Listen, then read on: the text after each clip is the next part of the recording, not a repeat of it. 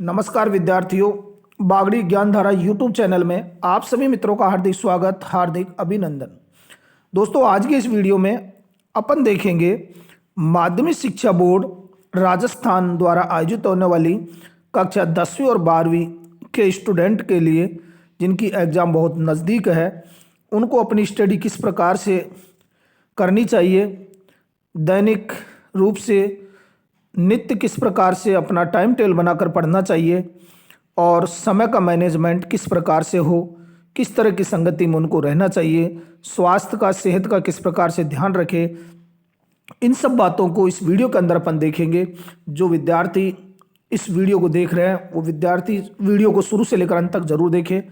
और जिन स्टूडेंट ने अपने पिछले सत्र में 95% से प्लस अंक जिन्होंने प्राप्त किए हैं, उनके द्वारा बताए गए अनुभवों को इस वीडियो के अंदर अपन देखेंगे और अपने जीवन में इनको उतार कर ग्रहण करेंगे। देखिए, बीते साल के 10वीं और 12वीं के टॉपर्स को भास्कर ऑफिस बुलाकर जाने उनके सक्सेस मंत्र, यानी कि जिन विद्यार्थियों ने पिछले सत्र में अपनी अच्छे अंकों से उपलब्धियां हासिल की है, उनसे कुछ मंत्र जो है लिए गए हैं और आप भी उनका अनुसरण करके अपना स्कोर जो है अंकों का उसको बढ़ाएं। परीक्षा तक सोशल मीडिया से दूरी, नोट्स का करें रिवीजन, यानी कि स्टूडेंट जो है परीक्षा तक जो है सोशल मीडिया से दूरी बना के रखें, अपने समय को बर्बाद नहीं करें और नोट्स बना करके रिवीजन करें। पूरे सत्र के अंदर जो भी अपन ने शॉर्ट नोट्स तैयार करे हैं, उन्हीं का नित्य जो है बार बार आप रिवीजन करते रहे। आगे देखेंगे, इसके अंदर कुछ अच्छी बातें जो है बताई गई है, उनको अपने जीवन में आप उतारें। इन्होंने कहा है, कल को आसान बनाने के लिए आज कड़ी मेहनत करनी ही होगी। ऊंची उड़ान भरने के लिए हौसला रखना होगा, यानी कि मंजिल उन्हीं को मिलती है जिनके सपनों में जान होती है। बोर्ड एग्ज़ाम हमको स्ट्रेस मैनेजमेंट सिखाते हैं। यह एक ट्रांजिशन पीरियड होता है जो हमें कॉलेज एंट्रेंस और कंपटीशन एग्ज़ाम के लिए तैयार करते हैं। इनको डर कर नहीं बल्कि कॉन्फिडेंट होकर दे, ये कहना था कि पिछले साल 10वीं और 12वीं बोर्ड की परीक्षा के टॉपर्स का। इन टॉपर्स की एग्ज़ाम स्ट्रेटजी जानने के लिए सीटी भास्कर ने ऑफिस में टॉक शो आयोजित किया, जिसमें इन स्टूडेंट्स ने भाग लिया और सभी स्टूडेंट ने अपने अपने अनुभव शेयर किए। अपनी पढ़ाई की जो है टेक्निक है उसको उन्होंने इसमें बताया। उन्होंने इसमें भाग लेकर के और स्टूडेंट्स को अपने पढ़ने की टेक्निक, टाइम का मैनेजमेंट और स्ट्रेस कम करने के तरीके साझा किए। उन्होंने कहा कि एग्ज़ाम की तैयारी में सबसे ज़रूरी है टाइम का मैनेजमेंट, यानी टाइम इज़ द मनी, समय ही धन है और जिसने समय को खो दिया वो विद्यार्थी ने सब कुछ खो दिया। इसमें पढ़ने के साथ साथ कुछ समय मनोरंजन के लिए भी रखना चाहिए और अपनी हॉबी को थोड़ा समय देंगे तो स्टडी पर ज़्यादा फोकस कर पाएंगे। जो भी अपनी रुचि है खेलने की, तो उस रुचि को भी आप साथ में रखेंगे और सबसे ज़्यादा आप अपना स्टडी पर जो है फोकस कर पाएंगे। ध्यान रखें कि जिस जगह आप पढ़ रहे हैं वहाँ आपको मोबाइल से दूरी बनानी चाहिए, यानी कि जो समय हमारा बर्बाद होता है उसको आपको बचाना चाहिए। और इसके अंदर कुछ हमारे टॉपर्स जो हैं उन्होंने अपने अपने अनुभव जो है साझा किए हैं।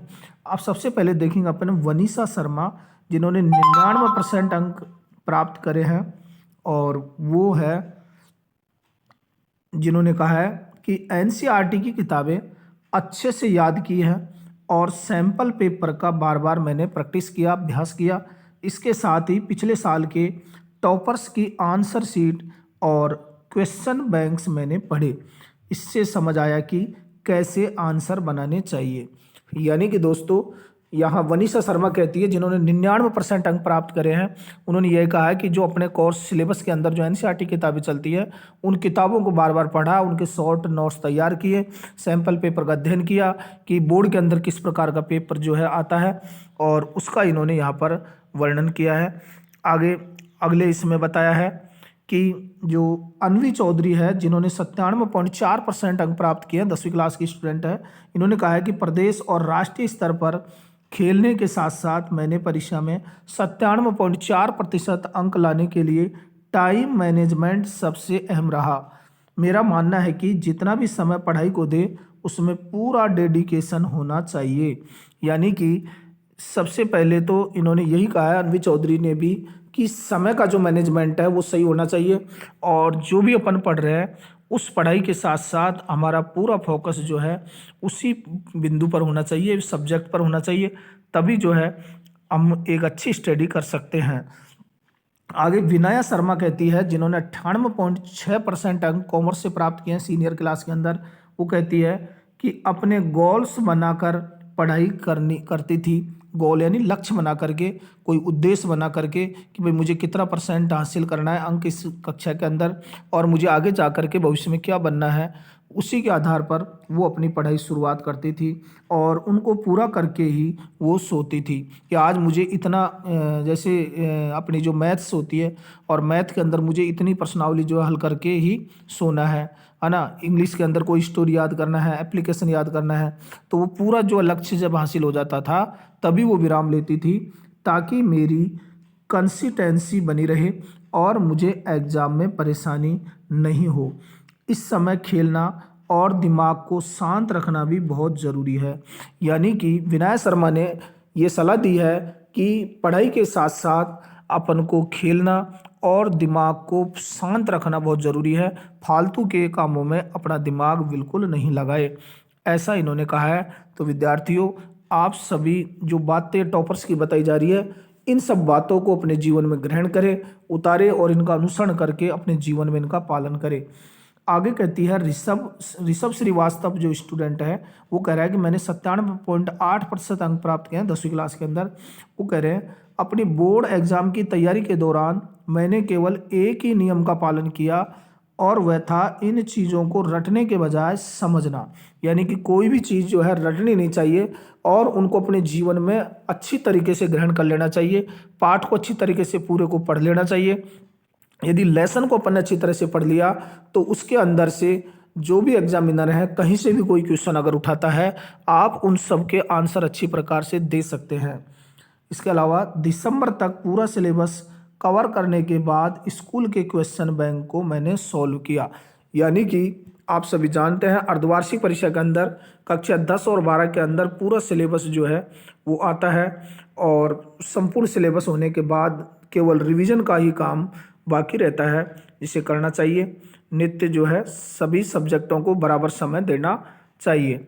अगला देखिए, सलोनी विजय कहती है, जिन्होंने 96.8% अंक प्राप्त किए हैं, कि पढ़ते समय अनुशासन और एकाग्रता रखना बहुत ज़रूरी है।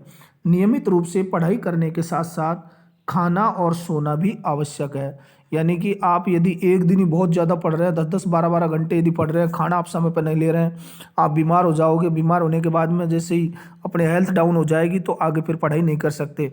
इसके लिए आपको पढ़ाई के साथ साथ नियमित रूप से खाना खाना और नींद लेना भी बहुत आवश्यक है। यानी कम से कम स्टूडेंट को 6 से 8 घंटे की नींद आवश्यक है। स्टूडेंट की परीक्षा में स्टूडेंट को परीक्षा में उत्तम आने से ज़्यादा अपनी पढ़ाई से कुछ सीखना है। यानी कि कोरा ही परसेंटेज बनाने से कोई फ़ायदा नहीं है, उसे कुछ सीखना भी है, अपने जीवन में उसको उतारना है।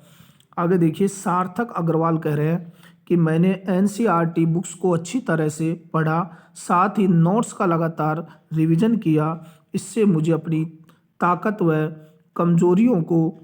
कमजोरियों को जानने में मदद मिली और मैंने खुद को बेहतर बनाने के लिए काम किया। इन्होंने 99.4% अंक प्राप्त किए हैं 10वीं कक्षा के अंदर। देखिए, इन्होंने कहा कि एनसीईआरटी बुक्स को मैंने अच्छी तरीके से पढ़ा और जो भी साल भर में नोट्स तैयार किए उनका मैंने लगातार रिवीजन किया और जहाँ भी मुझे कमजोरी नज़र आई तो उसको मैंने लगातार बेहतर बनाने के लिए काम किया। तो दोस्तों, जैसे कि आप देख रहे हैं कि प्रत्येक स्टूडेंट ने अपने अपने अनुभव इसके अंदर साझा किए हैं और कुछ खास टिप्स और देखेंगे जो कि हमारे टॉपर्स ने यहाँ पर आपके सामने रखे हैं कि एग्ज़ाम के समय सोशल मीडिया और ऑनलाइन गेम से दूरी बनाए। यानी कि जो हमारा समय मैनेजमेंट है उसको सबसे ज़्यादा जो अगर बर्बाद कर रहा है तो हमारा ये सोशल मीडिया जो है उससे अपन को दूरी बनाकर रखनी है। पढ़ते समय तैयारी की बड़ी पिक्चर लेकर चले और प्लानिंग के साथ पढ़ाई करें।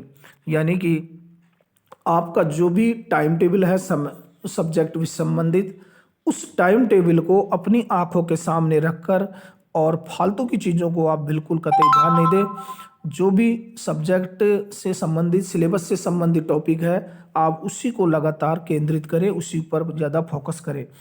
अपने वीक और स्ट्रॉन्ग अपने अपने वीक और स्ट्रॉन्ग सिस्टम को पहचानें और फिर पढ़ाई करें। यानी कि जो भी हमारी कमजोरी है सब्जेक्ट से संबंधित, उस कमजोरी को सामने रखते हुए और उसी पर ध्यान केंद्रित करते हुए आपको पढ़ाई करनी चाहिए और अपनी कमजोरियों को दूर करना चाहिए। आप कितने घंटे पढ़ रहे हैं वो ज़रूरी नहीं है, जितना भी पढ़े आप कुशलता से पढ़े। यानी कि आप कितने घंटे पढ़ रहे हैं, आप तो 10-10 12-12 घंटे पढ़ रहे हैं लेकिन आपको याद तो कुछ हो ही नहीं रहा है। तो आप जितना पढ़ रहे हैं वो ज़रूरी नहीं है, चाहे आप 1 घंटा ही पढ़े प्रतिदिन सब्जेक्ट को, यानी कि 6 सब्जेक्टों को आप 6 घंटे ही पढ़े, लेकिन जितना आप पढ़ रहे हैं उसको बड़ी कुशलता के साथ पढ़े, एकाग्रता के साथ पढ़े, समझ करके पढ़े, जिससे आपको पूरी तरीके से वो सब्जेक्ट आपका क्लियर हो।